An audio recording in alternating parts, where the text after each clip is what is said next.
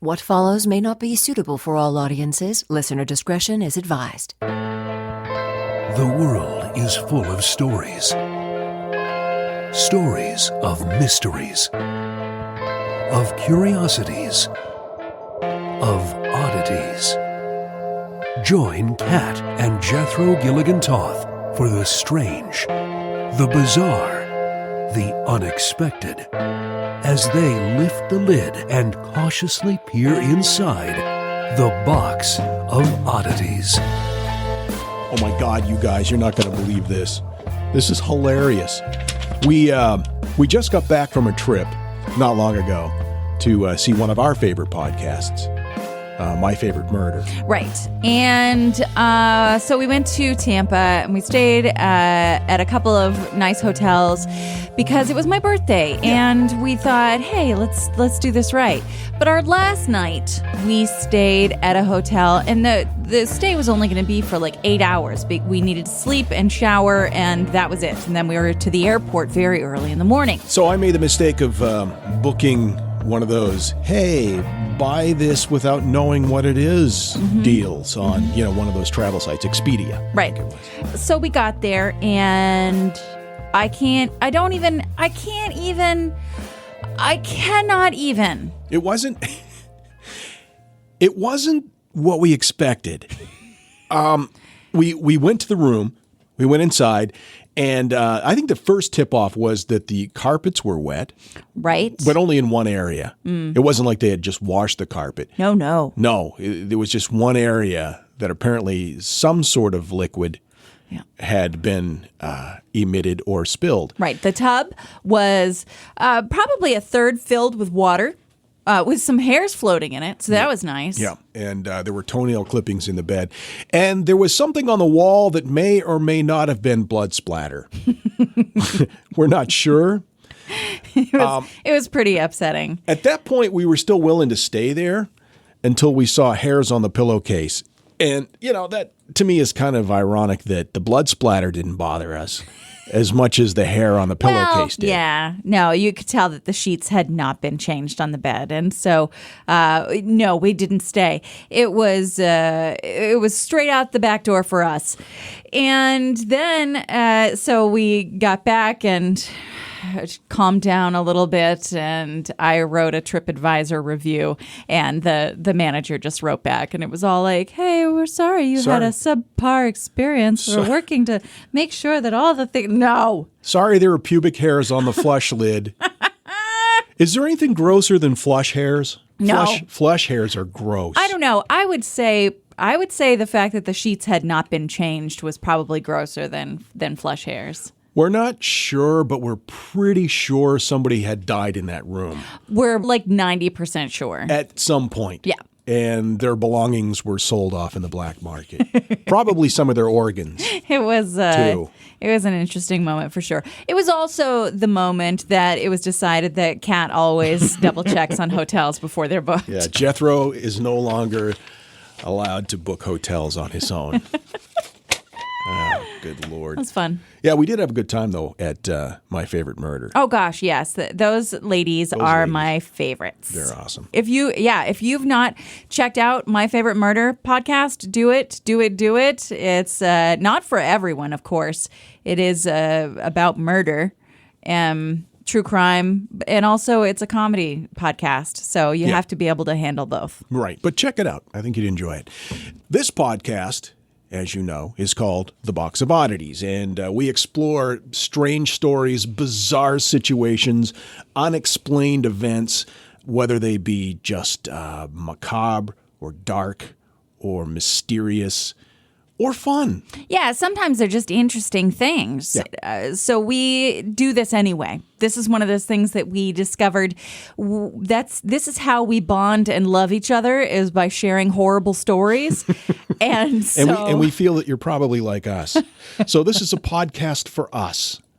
This is our podcast for our people. Yep. And you are one of them, whether you knew it or not. You can find us on theboxofoddities.com. All of our social media links are there. If you have an idea for a topic that you'd like us to explore, maybe something weird happened in your area, Yeah. that we don't know about and you want us to maybe explore it a little bit, you can send your correspondence to curator@theboxofoddities.com.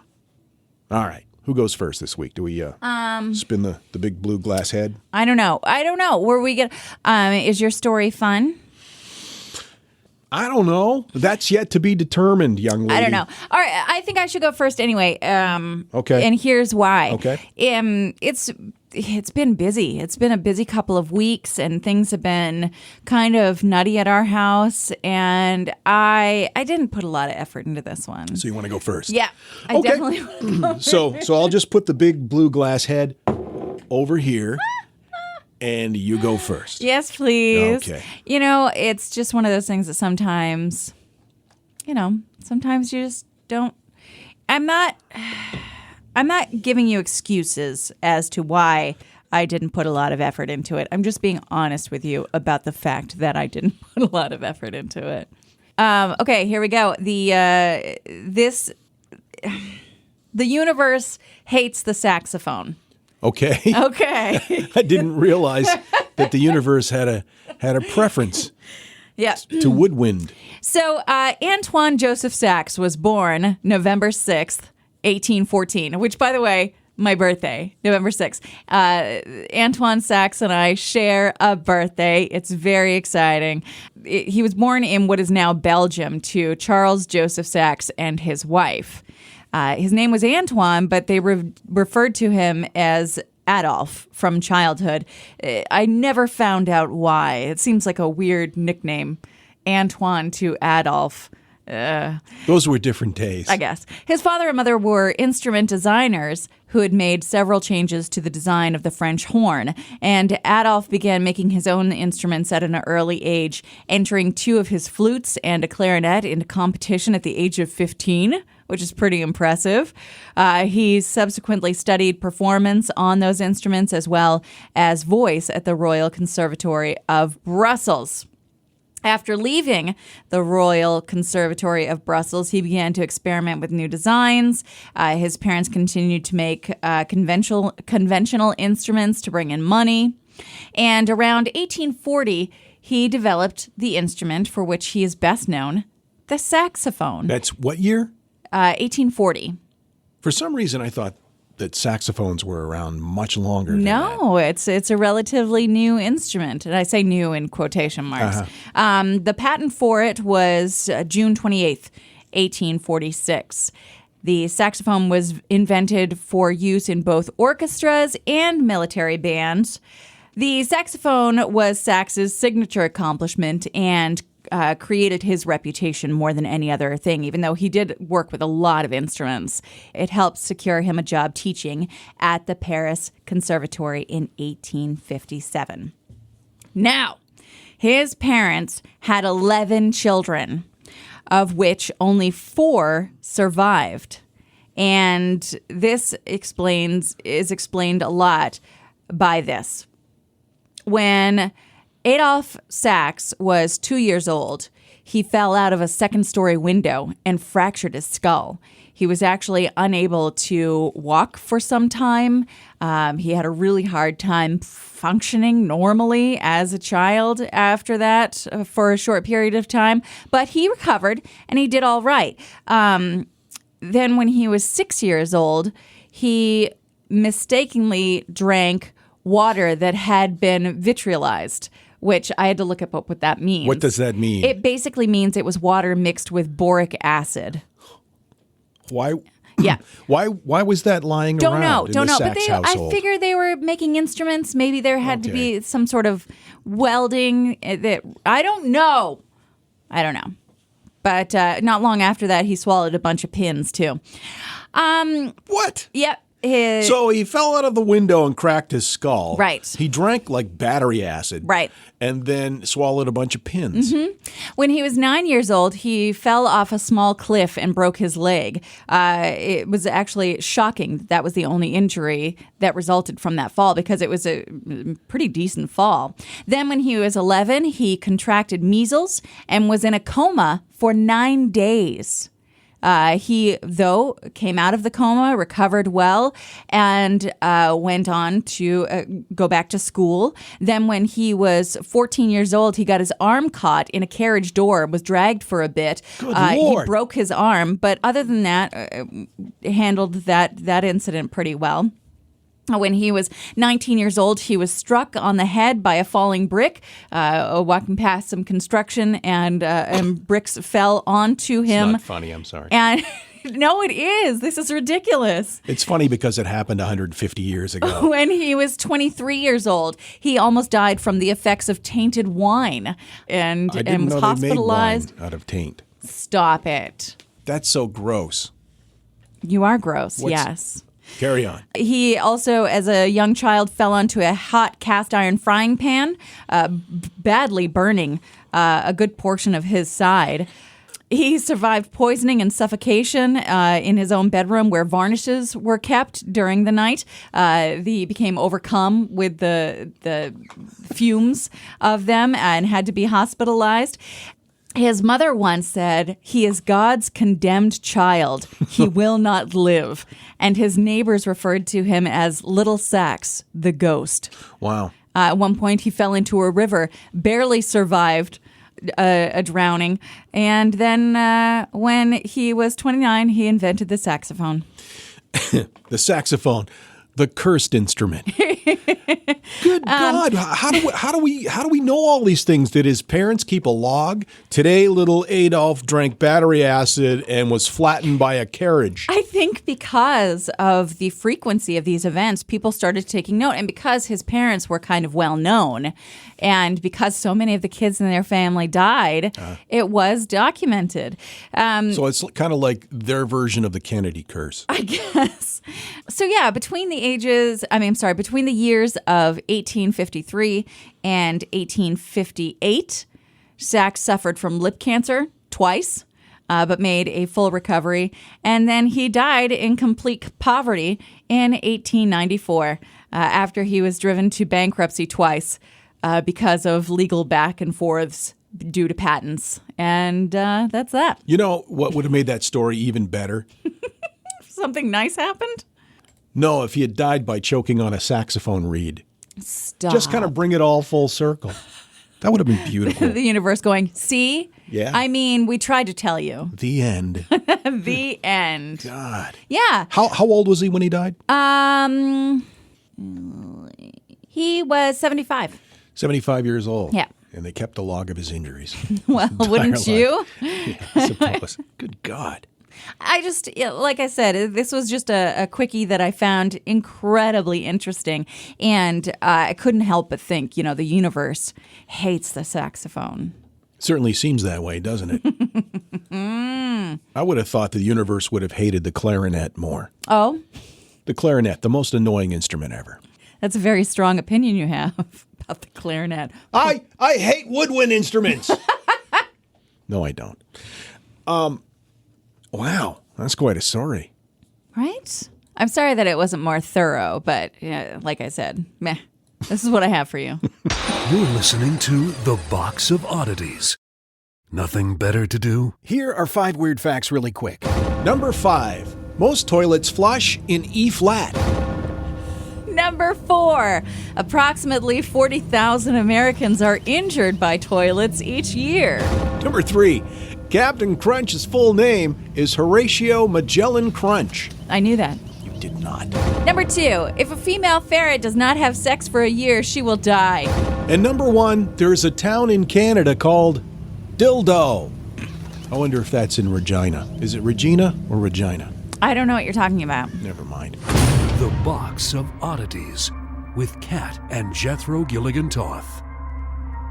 It's interesting that you talked about the guy who invented the saxophone and living a cursed life, and so many terrible things happened to him. It kind of ties in a little bit to my topic today, which is I'm calling it "What a Way to Go." Ooh. These are unusual and highly ironic ways that people have died.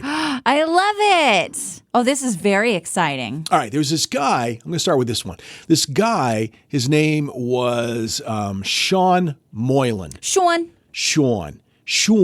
And sadly, Sean leapt to his death off the Golden Gate Bridge. Oh.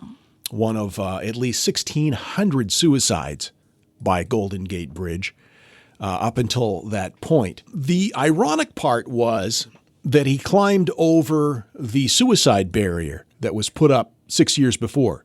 They had erected a suicide barrier because it's such a problem, people jumping off the bridge all the time. Sure. And a longtime member of the board of directors for the San Francisco Golden Gate District, a guy named John Moylan, was the one who tirelessly fought to erect the suicide barrier. And it was put up 6 years before this guy jumped off. And the ironic part is the guy who put the barrier up was his grandfather. Oh, my goodness. How pissed do you think he was? Yeah. Now, I told you. You kids stay off the bridge. There's a guy named Gary Hoy who was an attorney. This is according to Wikipedia. He was an attorney at a law firm called Holden Day Wilson in Toronto. And their office was in this giant skyscraper. And they were on the 24th floor. And they had, of course, as many skyscrapers have, shatterproof glass windows everywhere. And so this guy had gotten into a habit of showing people how sturdy the glass windows were in the boardroom, where he would like run full tilt in the boardroom and leap against the window and bounce off. Oh, no. Yeah. But apparently he did it too many times because it started to loosen the pane Yeah. of glass. And so one Friday night during a party, he did it again. No. Bounced off the glass the first time. However, he did it a second time and crashed right through the middle of the glass. The glass didn't break. It just came out of the encasement. And he fell 24 floors to the ground and, of course, died. But the glass didn't break. Wow. Now, of course, it should be noted, we do not think that these people's deaths are funny. Just ironic. It's important that you understand that we recognize the value of life. It's just, you cannot deny the fact that this is just interesting. Eugene Ursinski. He's a pioneer of sleep research. He was a graduate of the University of Chicago in 1953. He's the guy that discovered REM sleep, REM sleep. He was generally considered to be the founder of modern sleep research. He died on July 22nd, 1988, when his car hit a tree after he fell asleep driving. No. Yep. Oh, that's weird. Irony. Our next case involves a guy named Clement Laird. See if I can pronounce his name. I don't know how to pronounce his name. It's like Vallandigham or Vallandigham, Vallandigham. He was an Ohio politician in the 1800s. He was a leader of the Copperhead faction of the anti-war Democrats during the Civil War. He served 2 terms in the United States House of Representatives. But his main thing was he was an attorney. Okay. He died in 1871 in Ohio at the age of 50. He was representing a defendant named Thomas McGahan. It was a murder case. Thomas allegedly had shot a man in a barroom brawl in Ohio, and Vallandigham, or however you say his name, was trying to show that it was accidental. And so he had the revolver, and he was demonstrating to the jury how it could accidentally go off. And it accidentally went off, shot him in the head, and killed him. Oh, my goodness. The good news is the defendant was acquitted. That's good, I guess. Yeah. Now, here's another name I can't even begin to pronounce. Her name was Fegiu Makayetsiavana. It's a Russian name. Sure. My apologies. She was 49, and she was declared dead at the hospital. Died of a heart ailment. Aw. Or at least that's what they thought. They were at the funeral, and they were going by the coffin, and they were all saying prayers for her soul. Sure. All of a sudden, they could hear her screaming inside the coffin. So they lifted up the lid, and she wasn't dead. She woke up in the coffin hearing people praying for her soul, freaked out, and had a heart attack and died. For real this time. Whoa. Yeah. That's terrifying. Yeah, they took her to the hospital after she had collapsed. Her husband said her eyes fluttered and we immediately rushed her back to the hospital, but she only lived another 12 minutes in intensive care before she died again, and this time for good. He said, quote, "I am very angry and want answers." Sure. Yeah.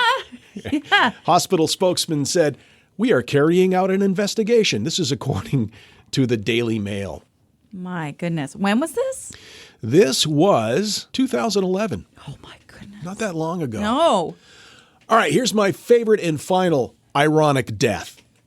In 1977, a guy named Michael Anderson Sloan was arrested for robbing a woman at knife point. He was sentenced to jail, went to prison.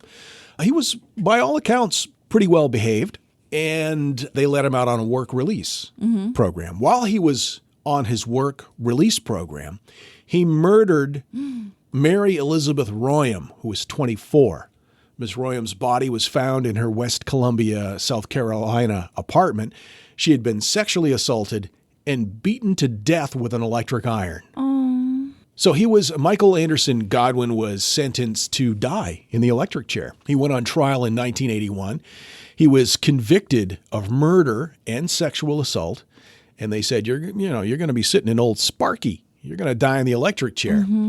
But there was some sort of a technicality. And in 1983, he went back to the appeals court and they threw out the sexual assault charge on a technicality.